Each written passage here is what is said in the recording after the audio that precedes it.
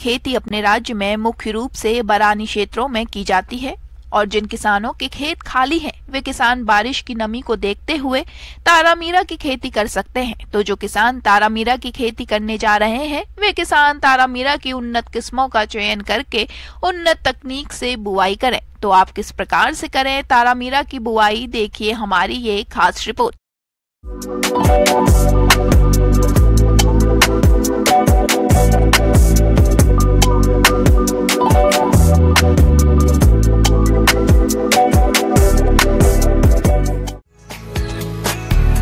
तारामीरा सरसों परिवार की फसल है। तारामीरा फसल की लंबाई 2 से 3 फीट तक की होती है। ये सरसों की प्रजाति जैसी होती है, लेकिन इसके दाने या फलियां लाल होते हैं।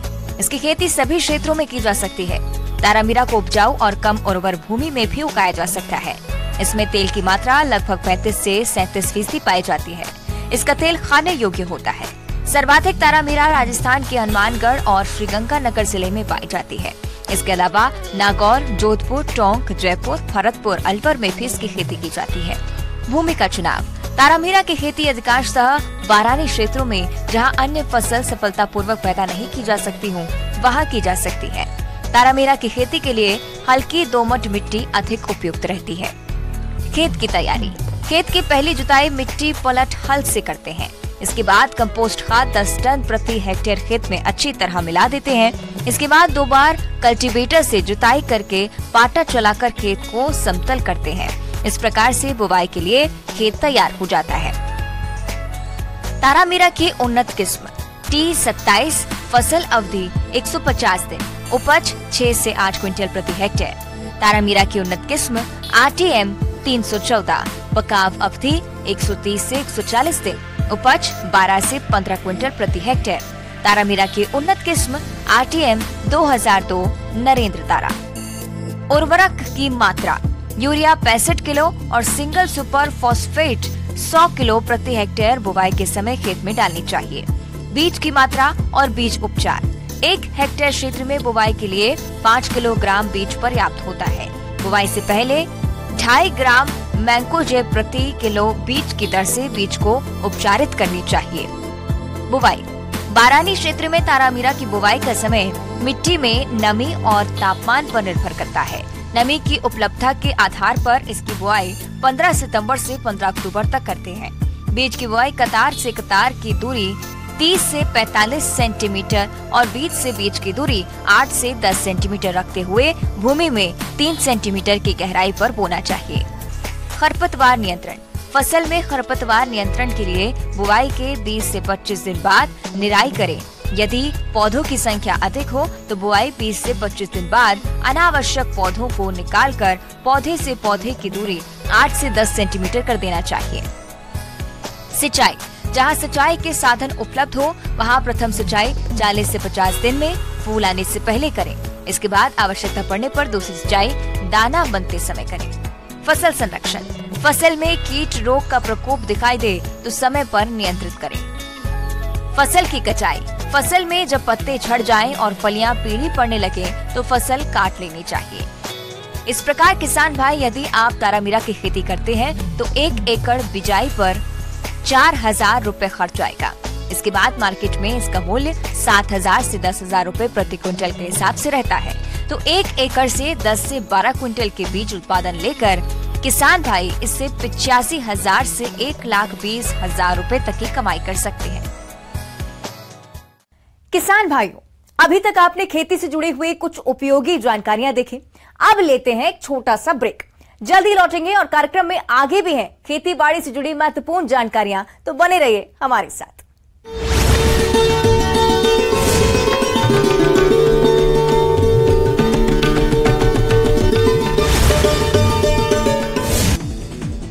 जोधपुर जिला कलेक्टर ने जिले के प्रधानमंत्री फसल बीमा योजना के अंतर्गत वांछित राहत के लिए कृषकों से अपील की।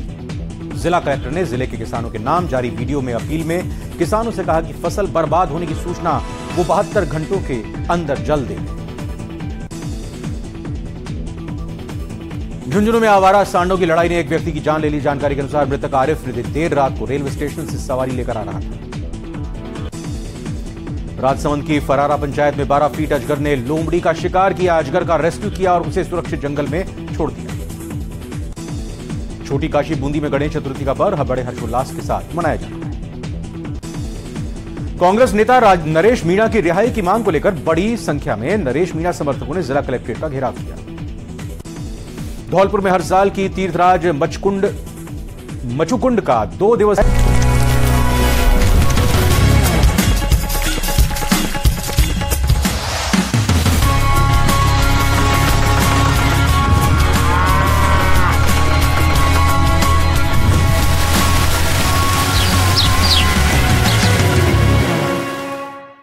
ब्रेक के बाद आप सभी दर्शकों का अन्नदाता में स्वागत है। चलिए अब रुक करते हैं अगली कड़ी की ओर।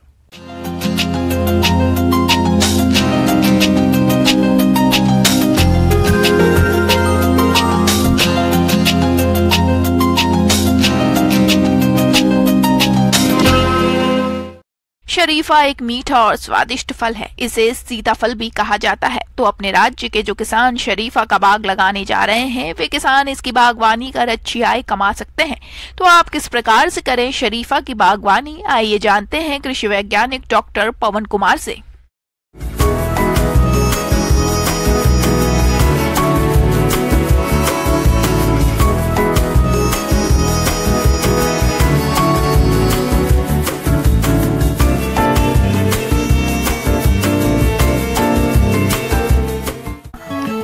शरीफा सर्दियों में मिलने वाला फल है, जिसको शरीफा, सीताफल, शुगर एप्पल या कस्टर्ड एप्पल के नाम से जाना जाता है। शरीफा की खेती व्यापारिक दृष्टि से भी बहुत लाभदायक है। यूँ तो सीताफल की खेती के लिए उष्णकटिबंधीय व उपोष्णकटिबंधीय जलवायु उत्तम मानी जाती है, लेकिन शुष्क जलवायु में भी इसकी खेती की जा सकती है। अधिक ठंड इस फसल के लिए हानिकारक होती है। शरीफा बहुतायत रूप में उगाया जाता है, क्योंकि यहाँ की मिट्टी जो है वो शरीफा के लिए बहुत ही उपयुक्त है। और इसको हम ढालवा में भी कर सकते हैं, जिसको हम लोग कंटूर कहते हैं। ढालवा में भी हम लोग शरीफा का पौधा लगाते हैं। दूसरा कि समतल में भी लगाते हैं और वर्गाकार हम लोग लगा सकते हैं। अब है क्या कि जो इसका जो है सो कि इसका उन्नत प्रभेद जो है वो साहेबगंज स्पेशल, बालानगर, रेड सीता और अर्का शहन, ये यहाँ के लिए बहुत ही उपयुक्त किस्में हैं। शरीफा की फसल के लिए पहली जुताई मिट्टी पलटने वाले हल कर खेत को कुछ दिन के लिए खुला छोड़ दें, ताकि उसमें मौजूद पुरानी अवशेषों, खरपतवार और कीट नष्ट हो जाएं। और ये गड्ढा का जो आकार होता है 2 फीट गहरा, 2 फीट चौड़ा, 2 फीट लंबा, यही गड्ढा का आकार होता है, जिसमें कि पौधा से पौधा की दूरी 5 मीटर रहनी चाहिए और एक पंक्ति से दूसरे पंक्ति के बीच की दूरी भी 5 मीटर रहनी चाहिए। उसके बाद हम लोग गड्ढा को हम लोग भरते हैं। भरने के समय में ध्यान रखना चाहिए कि इसमें जो है तो 1 किलो चूना, 7 किलो गोबर की खाद, सड़ी हुई गोबर की खाद, 750 ग्राम SSP, 400 ग्राम MOP और 1 किलो करंज का खल्ली हम लोग उससे गड्ढा को भर देते हैं। उसके बाद हम लोग जो है ये पौधा लगाते हैं। सीताफल के पौधे किसी सरकार द्वारा मान्यता प्राप्त संस्थान या रजिस्टर्ड नर्सरी से ले सकते हैं। सीताफल के पौधे लेते समय ध्यान रखें कि शरीफा के पौधे स्वस्थ होने चाहिए। इसके बाद सभी गड्ढों को दबा दबा कर अच्छी तरह भर दें। पौधों को मिट्टी सहित तैयार गड्ढे में लगा दें। इसके बाद 3 से 4 दिन के अंतराल पर सिंचाई करते रहें, जिससे पौधों की जल्दी और अच्छी स्थापना हो जाए। अब शरीफा जो है ये बीज से भी होता है, बीज से ही ज्यादातर होता है। और हम लोग दूसरा जो है इसका साटा विधि से भी हम लोग जो है सो शरीफा लगाते हैं। और पौधा लगाने के बाद हम लोग देखते हैं कि 3 बरस तक जो है तो उसमें गोबर की खाद जो है वो 10 किलो डालना चाहिए और उसके वो करंज का खल्ली जो है सो 1.5 से 2 किलो डालना चाहिए। नाइट्रोजन भी 150 ग्राम पर पौधा, SSP 250 ग्राम पर पौधा और MOP जो है वो करीब 150 ग्राम पर पौधा डालना चाहिए। उसके बाद जो जो पौधा बढ़ता है त्यों हम लोग खाद की मात्रा बढ़ाते जाते हैं और जब 10 साल का पौधा हो जाए तो उसमें 20 से 25 किलो हम लोग गोबर का खाद डालते हैं, यूरिया 1 किलो डालते हैं, SSP 1.5 किलो डालते हैं और पोटाश जो है सो आधा किलो डालते हैं। देखिए अभी जो मतलब खरपतवार जब हम लोग लगाते हैं उस टाइम में तो हम लोग खेत का पूरा सफाई निकाय गुड़ाई करते ही हैं, इसलिए अभी इसमें कीड़ा मकोड़ा का माने कि ज़्यादा जो है सो शरीफा में नहीं लगता है। और खाद डालने के बाद जो है सो उसको पानी उसमें संचय नहीं रहना चाहिए। उसके लिए हम लोग एक निकास की नली लगाते हैं, बनाते हैं खेत में, जिसमें पानी जो है सो पौधा के अगल बगल जमा नहीं हो और एक ड्रेनेज चैनल बनाते हैं। अभी बरसात का समय है इसलिए ड्रेनेज चैनल बनाना बहुत ही आवश्यक है कि जो भी पानी हो वो बह करके जो है सो ड्रेनेज से बाहर निकल जाए। और इसके बाद जो है उसमें बड़ा फल करीब 100 जो है सो शरीफा का फल एक पौधा में लगता है और हम लोग जो है सो इसे प्रति एकड़ जो है सो 15 से 20 हजार रुपया कमाते हैं। आगे और भी है खेती बाड़ी से जुड़ी हुई बहुत सी रोचक जानकारियां, पर यहां पर रुकेंगे एक और छोटे से ब्रेक के लिए। जल्द हाजिर होते हैं।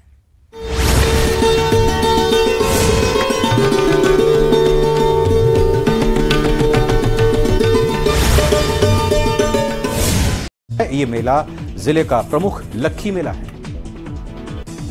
अलवर के राजगढ़ में दलितों पर बढ़ रहे अत्याचार के खिलाफ भीम सेना के प्रदेश उपाध्यक्ष भागचंद बैरेर के नेतृत्व में दलित समाज के महिला पुरुष पुलिस उपाधीक्षक कार्यालय के बाहर धरने पर बैठे। डॉक्टर बनने का सपना लेकर कोटा में रहने वाली एक और कोचिंग छात्रा ने सल्फास खाकर अपनी जीवन लीला समाप्त कर दी। 3 दशक से ज्यादा समय से मूलभूत सुविधाओं को तरस रहे पृथ्वीराज नगर के रहवासियों को पहली बार जलदाय विभाग के नलों से पीने का पानी मिलना शुरू हो गया। पहली बार शहरवासियों को बीसलपुर बांध से पेयजल योजना से जोड़ दिया गया है। जयपुर में CID क्राइम ब्रांच की नशे की तस्करी के खिलाफ बड़ी कार्रवाई को अंजाम दिया। पचेरी गांव के नागालैंड से गांजा ला रहे 2 तस्कर गिरफ्तार किए गए। 31 किलो गांजा जब्त किया। उदयपुर में नाकाबंदी के दौरान एक गाड़ी ने पुलिसकर्मी को कुचल दिया। पुलिसकर्मी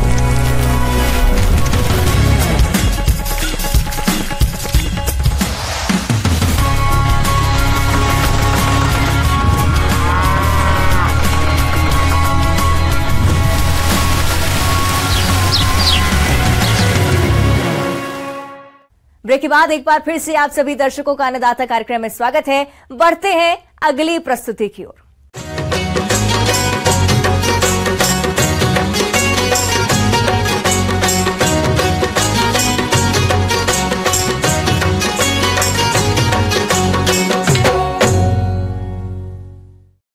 हमारे जिन किसान भाइयों ने कद्दू वर्गीय सब्जियों की फसल लगाई है उनमें इस समय कीटों का प्रकोप देखने में आ रहा है, जिनकी वजह से फसलें खराब हो रही हैं। इसलिए आप इन कीटों की पहचान करके नियंत्रण किस तरह से करें जिससे आपको अधिक उत्पादन मिल सके, इस बारे में जानकारी दे रहे हैं विषय विशेषज्ञ डॉक्टर अशोक यादव।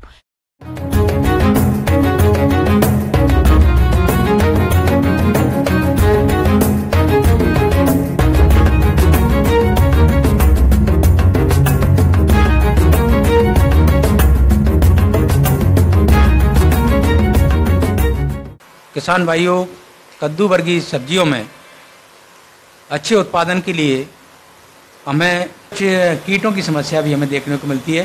जैसे कीटों में जो मुख्य जो कीट है उसमें जैसे रस चूसक कीटों में खासकर जैसे माहू है, ये जो है कई बार देखने को मिलता है। फसल में कई तरह के रस चूसक कीटों का प्रकोप होता है। ये कीट फसल की पत्तियों, शाखाओं और फलों का रस चूसकर नुकसान पहुंचाते हैं। इसका सीधा प्रभाव फसलोत्पादन पर पड़ता है। तो इन रस चूसक कीटों के जैविक नियंत्रण के लिए फसल में प्रति एकड़ 8 से 10 नीले और पीले चिपचिपे ट्रैप लगाएं। साथ ही 5 मिलीलीटर नीम तेल को 1 लीटर पानी में घोलकर फसल पर छिड़काव करें। यदि रस चूसक कीटों का प्रकोप क्षति स्तर से अधिक है तो आप इनकी रोकथाम के लिए इमिडाक्लोरोपिड 1 मिलीलीटर दवा को 3 लीटर पानी के हिसाब से घोल बनाकर 15 दिन के अंतराल पर छिड़काव करते रहें। इसके अलावा आपने देखा होगा कि जो है कद्दू वर्गीय सब्जियों में एक जो है लाल कीड़ा जो है बहुत जो है देखने को मिलता है और ये फूल को काफ़ी नुकसान पहुंचाता है। तो इसका जो प्रबंधन है, कई बार जो है हम फसल पे ऊपर जहाँ लाल कीड़ा दिखता है वहाँ पर हम करने का प्रयास करते हैं, लेकिन जो अगर हमें उसके वास्तविक जो है स्वरूप का मालूम नहीं है, उसकी जो नेचर ऑफ डैमेज अगर हम नहीं मालूम है, तब तक हम उसको कंट्रोल नहीं कर सकते हैं। तो लाल कीड़ा जो होता है उसकी जो मादा होती है, जहाँ हमारे जो पौधा हमने लगाया हुआ है, जहाँ बीज लगाया हुआ है, जहाँ पर जड़ें हैं, उसके पास में मिट्टी में उसकी मादा जो है वहाँ पर अंडे देती है और वहाँ से जो है वो अंडों से धीरे धीरे उससे जो निम्फ हैं वो बाहर आते जाते हैं और बेल पर चढ़कर जो है आगे फूलों को जो नुकसान पहुँचाते हैं, फसल को नुकसान पहुँचाते हैं। और हम प्रयास करते हैं ऊपर जाकर उसको कंट्रोल करने का, तो ऊपर जितने संपर्क में आते हैं वो उससे जो है नष्ट हो जाते हैं, लेकिन जो नीचे उसकी जो तादाद है, वो जो नीचे से जो अंडे से जो निकलने वाले जो कीट हैं वो निरंतर निकलते रहते हैं। तो हमें मुख्य जो प्रबंधन करना है वो हमें नीचे करना है, जहाँ हमारी जो फसल जहाँ लगी हुई है, जहाँ पर जो हमारी बेल लगी हुई है, जड़ों के पास हम जो है हम वहाँ पर ड्रेंचिंग करें, खासकर क्लोरोपाइरीफास 20 EC आता है, उसको हम अगर वहाँ जड़ों के पास में उससे अगर ड्रेंचिंग कर देते हैं तो क्या होता है कि उसमें जो अंडे अवस्था में और जो निम्फ जो निकल रहे हैं वो वहाँ पर ही जो नष्ट हो जाते हैं और लाल कीड़े का बहुत अच्छे से उससे प्रबंधन हो सकता है। किसान भाइयों, फसल में फ्रूट बोरर की समस्या फल मक्खी कीट के कारण होती है। इस कीट की मक्खी फूल से फल बनते समय उनमें अपने अंडे दे देती है और फल बड़े होने पर इसके मैगट फलों को अंदर ही अंदर खाते रहते हैं, जिससे फल सड़ जाता है। तो आप इस कीट के नियंत्रण के लिए सबसे पहले खेतों में 10 से 15 प्रति हेक्टेयर की दर से मेथाइल यूजिनॉल ट्रैप लगाएं, जिनमें नर फल मक्खी एकत्रित होकर नष्ट होती रहती है। इसके रासायनिक नियंत्रण के लिए डाइक्लोरोवास दवा की 2 मिलीलीटर मात्रा का प्रति लीटर पानी के हिसाब से घोल बनाकर छिड़काव करें, जिससे इस कीट पर आसानी से नियंत्रण पाया जा सकता है। इन सारी चीज़ों को हम ध्यान दें और खासकर जो है हम समन्वित जो है कीट प्रबंधन तकनीकी को अपनाएं, केवल रासायनिक कीटनाशकों के ऊपर निर्भर न रहें, दूसरी जो चीज़ें हैं उनका जो है हम उसमें उपयोग करें, जैविक कीटनाशकों का उपयोग करना है, इन सारी चीज़ों को हम उपयोग करें तो देखेंगे कि अब जो है हमारी जो समस्याएं हैं वो काफ़ी हद तक कम हो जाएंगी और जो हमारा जो आर्थिक नुकसान है वो भी कम होगा और हमारी लागत भी उससे कम हो जाएगी।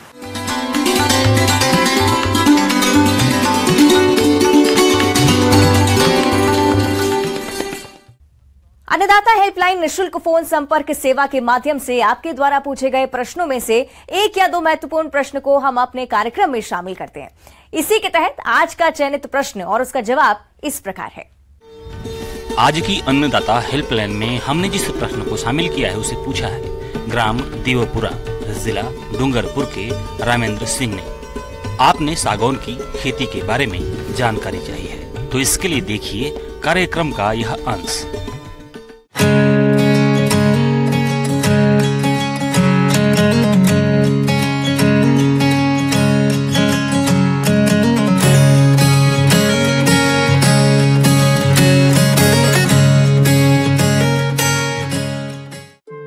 सागौन, जिसे इमारती लकड़ी का राजा कहा जाता है, इसकी लकड़ी मजबूत होने के साथ साथ काफी महंगी बिकती है, इसलिए इसे व्यावसायिक तौर पर भी उगाया जाता है।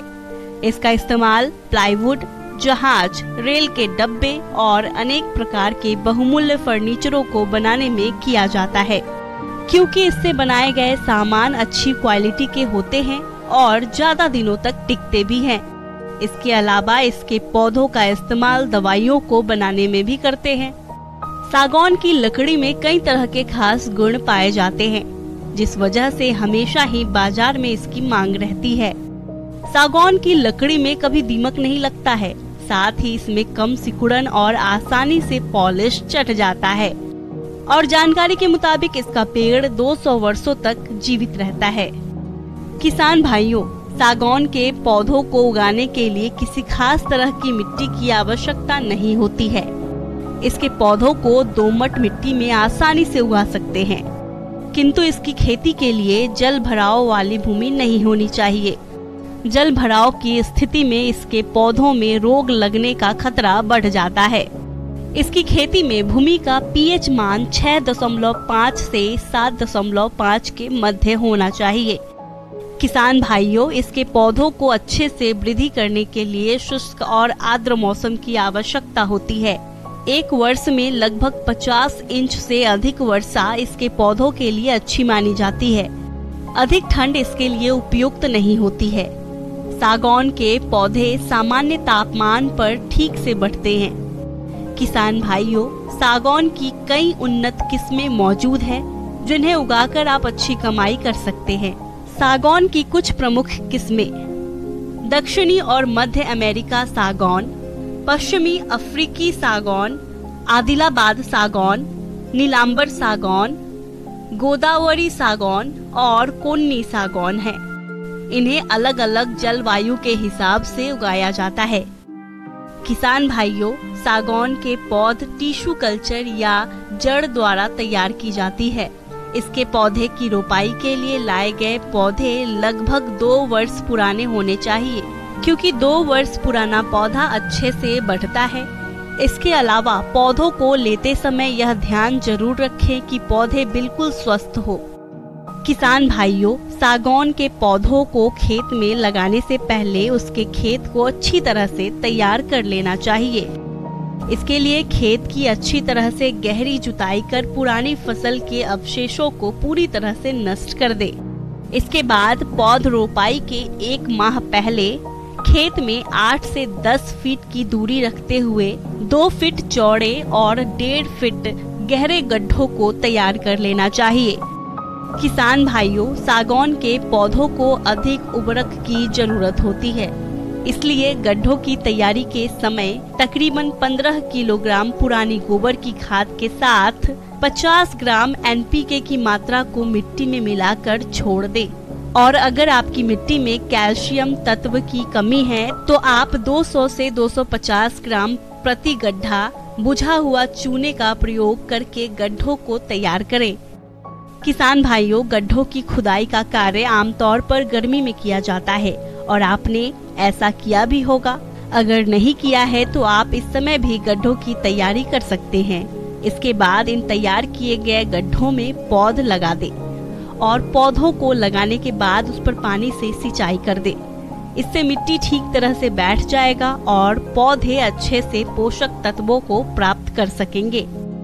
किसान भाइयों, सागौन के पौधे वैसे तो 25 से 30 साल में तैयार होते हैं, लेकिन रोपण की नई तकनीक को अपनाकर आप 8 से 10 साल के बाद से ही फायदा उठा सकते हैं। इस तकनीक में 2 गुणा 2 मीटर की दूरी पर पहले रोपाई करते हैं। इस तरह से 1 एकड़ में लगभग 1000 पौधे लगेंगे। 8 साल के बाद बीच का पौधा निकाल कर बेच दे। अब आपसी दूरी हो जाएगी 4 मीटर और प्रति एकड़ 250 पौधे बेचेंगे। 15 या 16 साल बाद फिर से बीच का पौधा निकाल कर बेच दे। अब आपसी दूरी हो जाएगी 8 मीटर और प्रति एकड़ 62 पौधे बेचेंगे, जो कि 25 से 30 साल बाद पूरी तरह से तैयार होंगे, जिनकी कीमत 40 से 50 हजार रुपए प्रति पेड़ होगी, जो कि लगभग 30 से 32 लाख रुपए की होगी। इसके अलावा पहले भी आप 15 से 20 लाख रुपए की आमदनी ले चुके होंगे। इस तरह से 1 एकड़ में सागौन की बागवानी से 50 से 55 लाख रुपए 25 से 30 साल में आप कमा सकते हैं।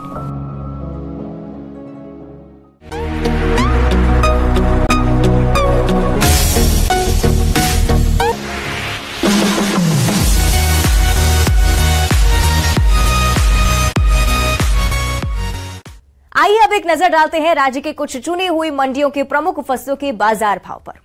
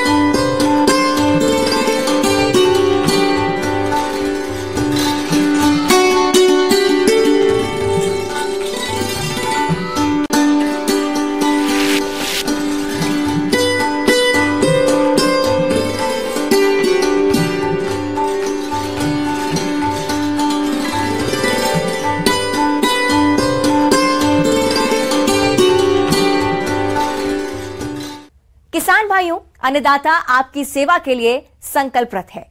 कृषि संबंधित समस्या और सुझावों के लिए आप हमें इस पते पर संपर्क कर सकते हैं। प्रोड्यूसर अन्नदाता, News 18 Rajasthan, Ramoji film city, Hyderabad 501512।